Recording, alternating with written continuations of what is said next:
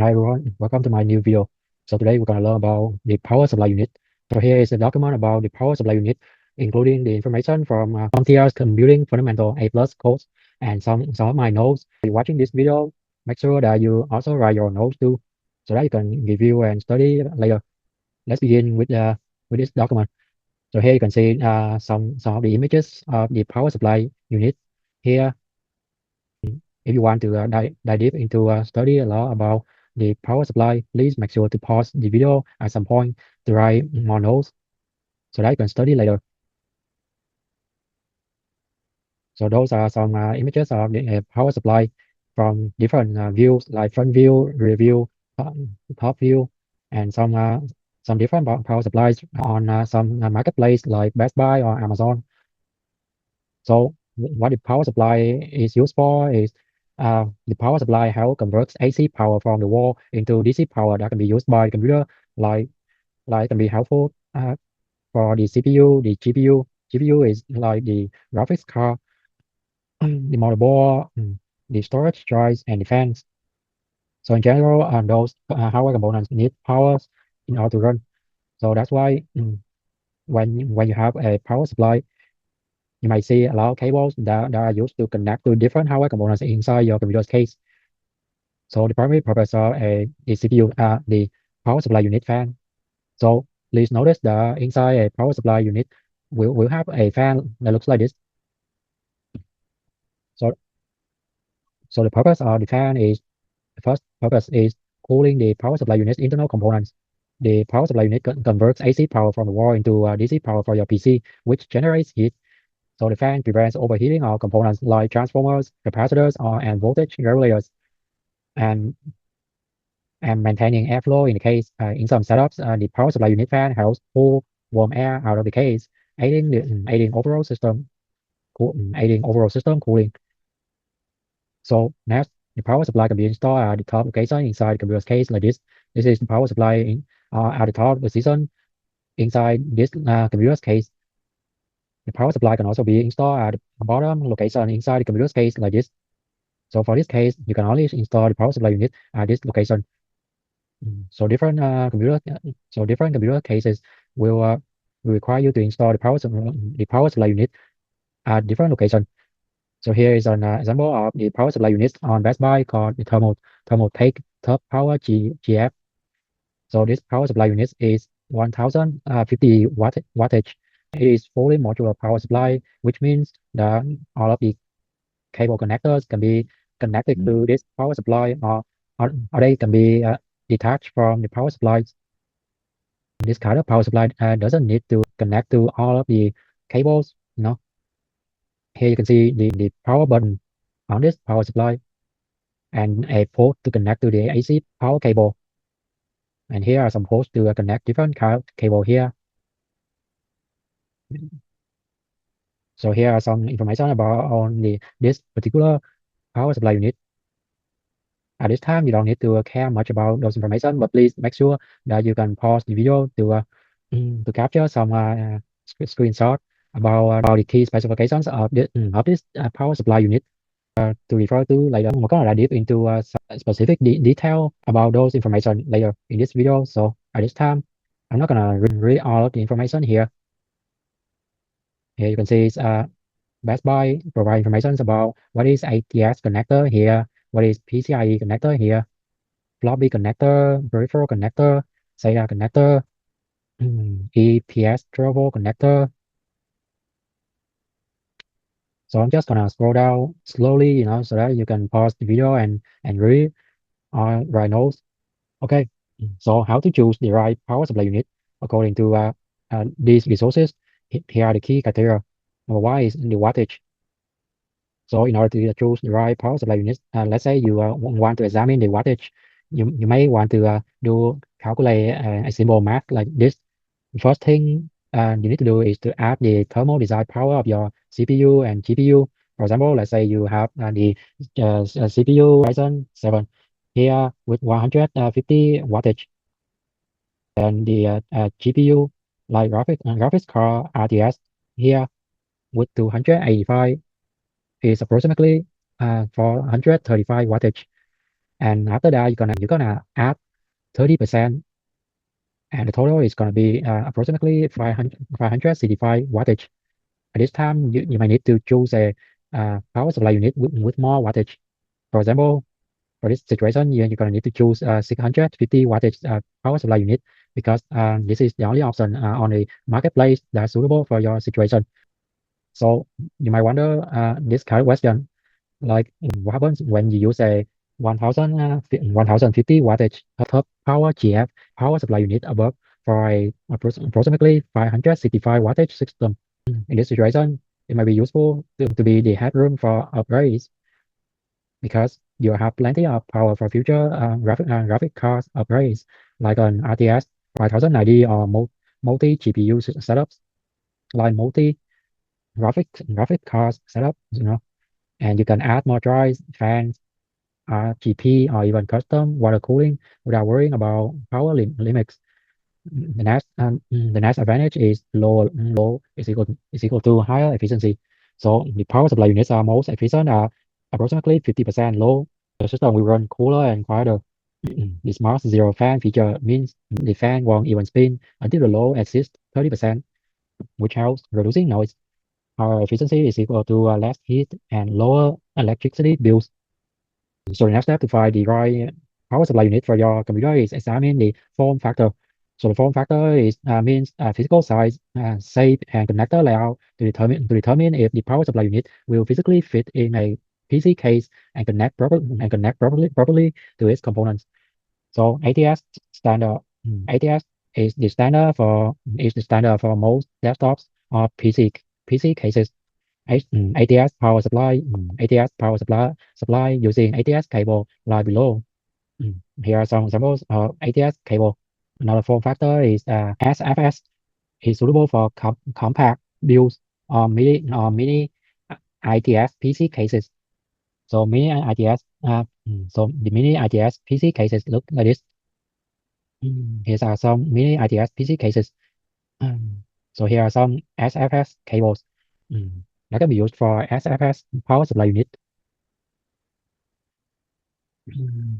Another form factor is TFS EPS that can be used for ultra slim desktops and specialized or server setups. Ultra slim desktops look like this. Here are some TFS EPS cables that can be used for TFS EPS power supply unit.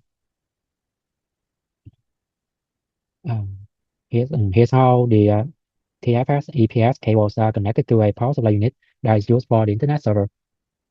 The next step to find the right power supply unit for your computer is examine the modularity.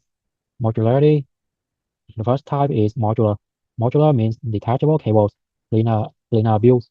You can plug cables into the power supply unit or remove them in case you don't need to use some cables. A modular power supply unit looks like this. A modular power supply unit means some cables are fixed, some detachable, some cables can be removed, some cables can be plugged into the power supply unit or removed from the power supply unit. Here you can see some cables already fixed into this power supply unit. And here are some ports that can help you connect more cables or remove some cable. For non-modular power supply unit or cables fixed, you can remove the cables. This is an example of non-modular. You can see that all the cable is fixed into the power supply unit.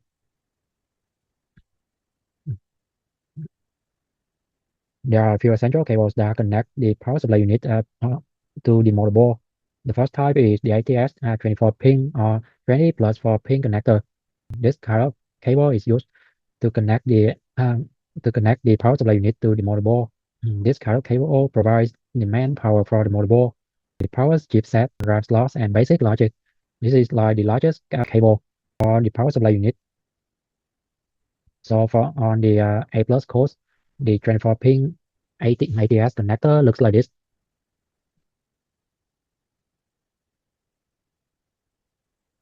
This is the front view.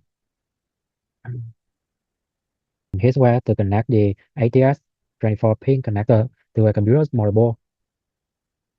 So the 24 pin ATS connector will be plugged into this position. This is the top part of a motherboard called socket 1151. The 24 pin ATX cables should be connected to number 2 location on the right side of the motherboard, which is this location. So after successfully installing the 24 pin ATX connector, you may see a result that looks like this. Okay, for the 8 pin EPS CPU.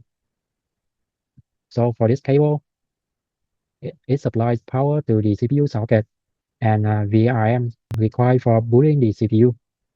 So at this time, you don't need to care about the work VRMs here. If you want, you can go online to find more information about it. So 4.4 pin or 8 pin, this 4 means this connector end can be split into 2 connector ends. The first part is going to be 4 pins. The second part is going to be 4 pins. On the A plus course, the 8 pin EPS CPU connector looks like this. This is the front view here. So here's where to connect the 8 pin CPU connector to a computer's motherboard. So for this motherboard, you're going to connect the 8 pin connector into this position. Yeah. The 8 pin CPU cable should be connected to the number 2 location on the top left side of the motherboard, which is this position. After successfully installing the 8 pin CPU connector, you may see a result image that looks like this. The next power connector is the PCIe power connector. So the PCIe connector looks like this, and used to connect the between the power supply unit with the graphics card. So the PCIe power connector is either 6 pin or 8 pin. Some graphics cards require 6 pin power connector, some requires 8 pin power connectors. So the PCIe power connector powers discrete GPUs, not directly to the motherboard, but often routed nearby. So on CompTIA's test out A plus course, the 6 pin PCIe connector looks like this. Here's where to connect the 6 pin PCIe connector to a computer's NVIDIA GeForce GTX graphic card. So here's where the 6 pin connector should be connected. And here's the port to connect the 8 pin connector. Okay, the next power connector is the SATA connector. The SATA power connector is 15 pin. It used to power SATA devices like solid state drive and hard disk drive connected to drives, not the motherboard. Mobile is short for motherboard. So these SATA cables connect to drives and accessories, but not the motherboard itself. So the SATA cable 15 pin looks like this. Here's some connector ends of the SATA 15 pin connector. So on A plus course, the SATA 15 pin connector looks like this. Mm, Let's say you want to connect the SATA cable to a hard disk drive like this. This is the hard disk drive on the A plus course. So in his position, the SATA 15 pin connector should be connected to this port here. This port here is used to connect the SATA cable. So there's two types of SATA cable. The first one is the 15 pin to connect between the hard disk drive and the power supply unit. Another is the SATA 7 pin cable, which is used to connect between the hard disk drive with the SATA ports on the motherboard. So the SATA 15 pin connector should be plugged into the SATA port at the left bottom of the hard disk drive box, which is this position. After successfully connecting the SATA 15 pin and 7 pin connectors to the hard disk drive, the result looks like this. This is the 7 pin SATA connector. This is the 15 pin SATA connector. So the red SATA above is SATA 7 pin connector, and it's used to connect between the HDD and the motherboard SATA ports. So the SATA 7 pin connector looks like this on CompTIA's A plus course. Mm, So another connector on the power supply unit is the 4 pin connector.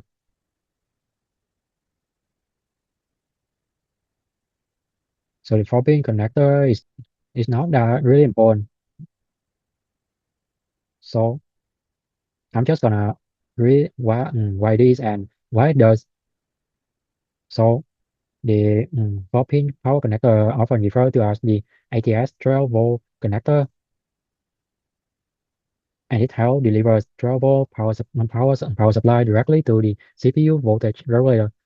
Many modern motherboards use 8-pin or even 8.4-pin connectors for high-performance CPU. Like on the motherboards, there are some ports that is used to connect to the 4-pin connector, and those ports may be labeled as CPU, BRW, or ATS 12-volt. On the power supplies, most of the time, the power supply can come with a with the 4-pin cable, or sometimes part of a split 8-pin connector. Here's why I have to connect the 4-pin power connector to a computer's motherboard. For this type of the motherboard, you're gonna connect to this position.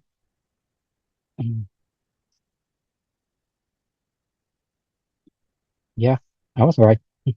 After successfully installing the 4-pin power connector, you may see the result looks like this. So the next connector is the 4-pin ID connector. It looks like this.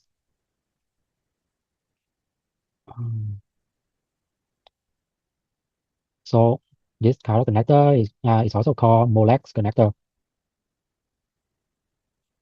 and it supplies power to legacy storage and peripheral devices, especially IDE or PATA hard drives, optical disc, CD, DVD-ROM, some case fans, other accessories like fan controllers or lighting modules. The next connector is the floppy drive power connector. The primary purpose is to connect to the floppy disk.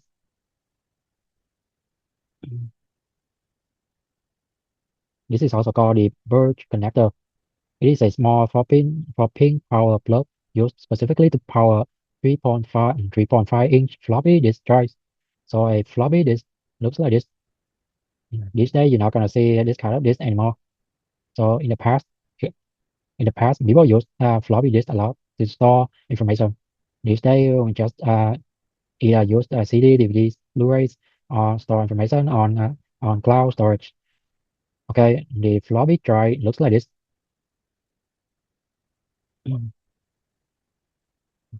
So the purpose of the floppy drive power connector primary use powers 3.5 floppy disk drives, like classic 1.44 megabyte drives. Secondary use occasionally used for fan controllers, LED lighting modules, or other low power accessories in modded builds. A modded build refers to a computer, usually a desktop PC, that's been customized or modified beyond its factory setup. Thank you guys for watching my video, and please don't forget to like, share, subscribe, and hit the notification